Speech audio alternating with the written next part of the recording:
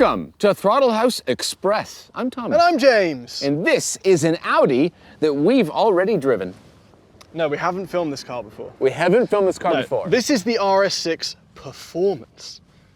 We've driven an RS7 Performance. We drag raced it against the new M5. Spoiler alert, it lost. It looks exactly the same. Well, I'm glad you asked. I know that wasn't a question, but yeah. It's not that different. No. But it's the only way you can spec an RS6 now. Yeah. It does, however, so we've driven, the Performance has been around Audis for a while. We drove the RS7 Performance from the previous gen. It was an absolute monster. There's also competitions. Yeah, competition's the new thing. Right. But that's mostly been like suspension changes. Yeah, it just makes the ride worse. It's made the ride worse. Yes. You get sick wheels and the cars drop a little bit. Yeah. But no, Performance means actual performance upgrades, like this has more horsepower, 30 more horsepower, 37 pound-feet more of torque. Yes. It's got bigger turbos, more boost pressure. They've changed the center diff. It's lighter and smaller. Yeah, and the rear diff, which is torque vectoring, locks up more aggressively now. Yeah, the transmission's supposed to be more emotional. Yes. You don't normally hear Audi try to make one of these cars more emotional.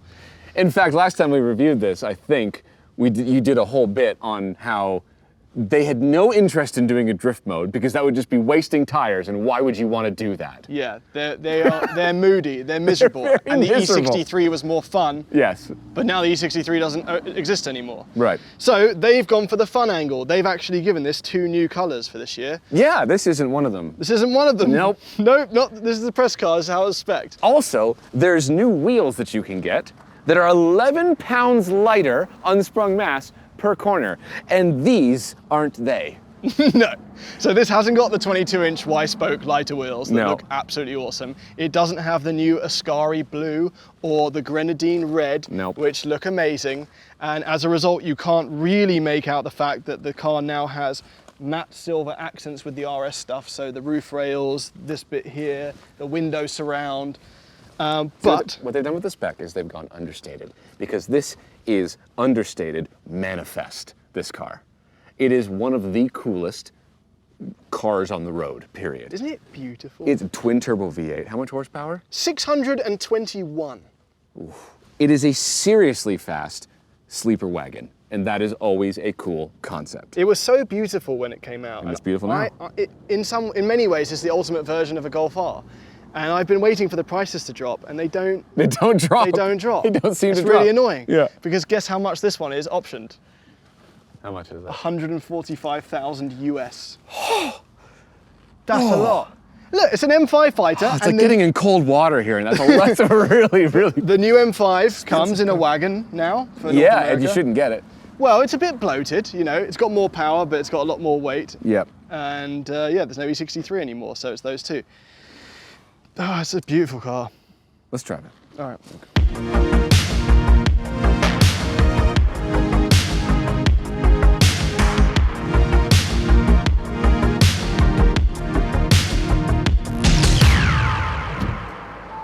Soft close. Soft close. Soft close. It's an option. M5 doesn't get that. Exactly. That's right. Oh, here we go. I like this car. Mm-hmm. I like this car. Preach. I hate how expensive it is. It's so much money. And I love the Alcantara steering wheel. It just adds a kind of flavor, doesn't it? I know people have a problem. I'm touching cloth. You know, people say the Alcantara, it wears down all that stuff. You can look after it, but just don't be gross. Just don't be gross. That's easy. Okay. All right, we'll just take it easy. Oh, all right. You're gonna. Well, this is the dual car. We've been talking a lot as a team at the moment. Like, if you could get one car that does everything. Yeah. What would you get? Well, it's something like this. It's probably the E63. The E63 is the E63. It's the E63 because you can decouple that front axle and do 4th gear slides in it. And it does all this stuff. Yeah, I was going to say, completely irrelevant, the slides, but even just driving in town, it's alive. But this is the Performance. Yes. They've made it more awake. They've made the transmission more dramatic. This is the sports exhaust. They've cut out 17 pounds of sound deadening so that we're more exposed to the noises this car makes. So I'm going to end our slow, calm extra. I'm going to RS2. RS2 mode. Gauge cluster, that's funky. Yeah. Reminds me a bit of the, I got overtaken while I was showing you that, sorry. It reminds me of the like Revuelto's a little bit. I will say these paddles are not exciting Why are they enough. so tiny? They're too tiny. The R8 as well. Why Give does me a Golf? blades. Why does a Golf R get blades? All right. Oh, Jesus. Yep. Okay. So, Oh. does push a bit in the corner. Still an Audi. That you need the competition. Is there a performance I can competition? feel it understeering just a bit. Performance competition would fix that. I don't know if one exists. Maybe.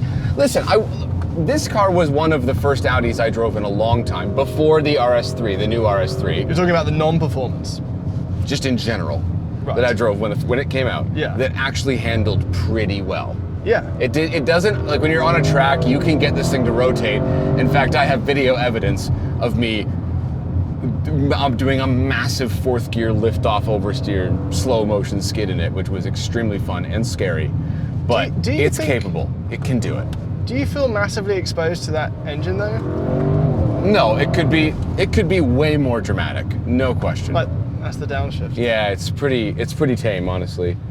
But It's It's still an sleeper. Audi. It's sleeper. Yeah, it's sleeper. I'll No. A sleeper should wake up. That's the purpose of a sleeper. launch control. Ready? All right. Wake up, Audi. Oh.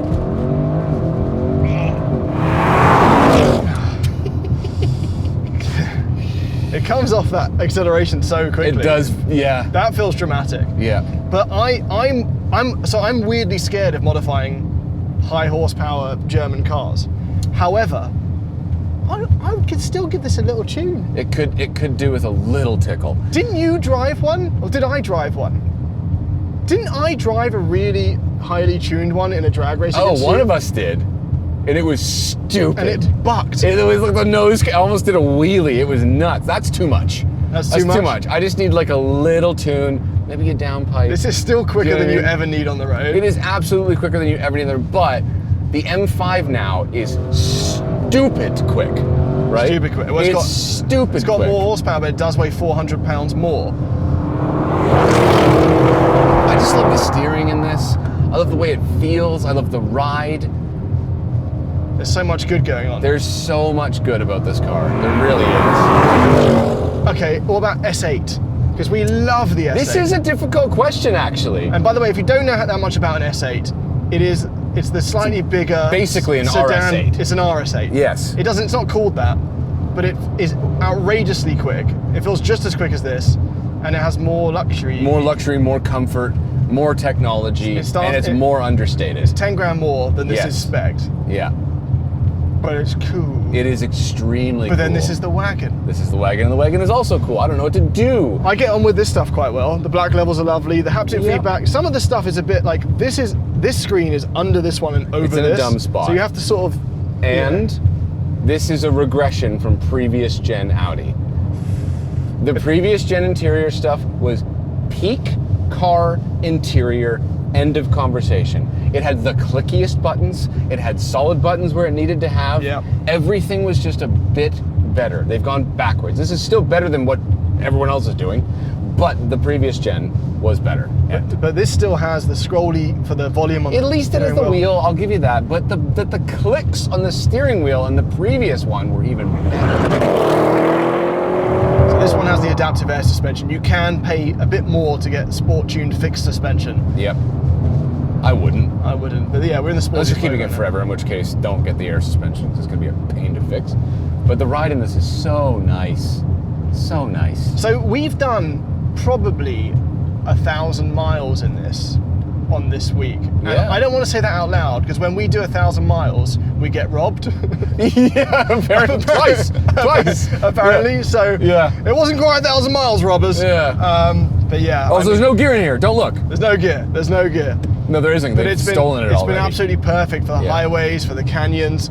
We've used it as a film car. Camera car is like, it's unbeatable as a camera car, pretty much. This one's optioned quite expensively, but it has extra comfort. It's got like full leather packages going on. It's got the carbon fiber weave going on in here. Yeah. You still cannot option out this piano black here and That's here. really stupid. This is what options. Because you know what we did right before this shot that you see? Is had to clean it. Yes. After using it for 4 days, it was disgusting. So we had to polish it for you lovely folks to be able to see what it could look like. And you know, we've kind of scratched it right there actually. Well, Jesus. It comes off that roof so aggressively. Well, it's because I'm in the aggressive mode. The interior here is so much better than the new M5, I have to say. The new M5 has gone way too minimalist, way too futuristic, way too avant-garde. All that extra crap that you don't need. Oh my lord. I really want one of these. Yeah, this is the ultimate version of the car that you daily. The Golf R, yeah. This is the ultimate Golf R. Absolutely. Yeah. From this brand, if you go on that tree of decisions. Yes, yeah, exactly. Yeah, this is 2 stages up. Right? I still, it doesn't have the heart the E63 has. So really, it's an M5 fighter now. It's an M5 and fighter. we will do wagon off. We will wagon off. But yeah. Mark my words. It's good. The throttle calibration is lovely. The brake calibration is lovely. The brakes are actually incredibly linear. Lots of travel, and there's no like bite point that's too much, right? It's just, I don't know. They've done a really, really good job with this thing. And it looks so sick.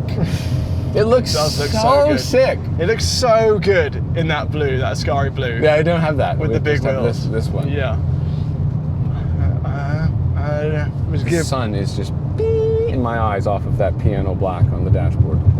Yeah. It's dumb. It's dumb. Why don't we have a little stop and conclude? Okay.